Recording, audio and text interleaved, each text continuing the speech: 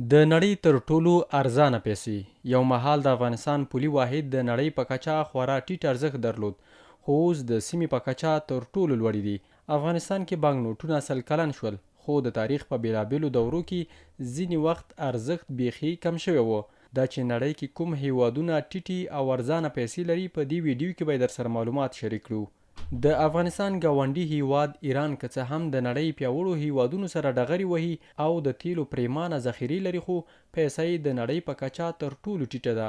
د افغانستان له یوې افغانۍ څخه د ایران نږدې 1500 ریاله جوړیږي او له $1 څخه څه باندې 42,000 ایرانی ریاله جوړیږي. د ویتنام هیواد پیسې چې په ډانګ پیژندل کیږي دویم ځای لري. له یوې افغانۍ څخه د ویتنام 300 ډانګ جوړیږي او له $1 څخه څه باندې 23,000. انډونیزیا چې یو بل پیاوړی او پرمختللی آسیایي هیواد دی، پیسې له ښکته خوا دریم ځای کې دي.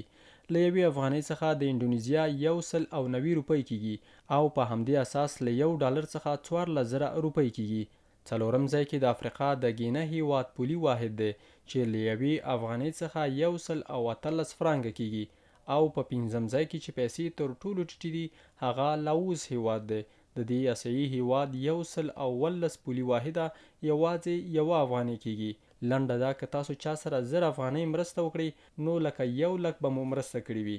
جالبه دا چې د لاوس هیواد یو پولی واحد هم د 100,000 په نوم پیژندل کیږي، ځکه د دې هیواد د پیسو نوم لک دی.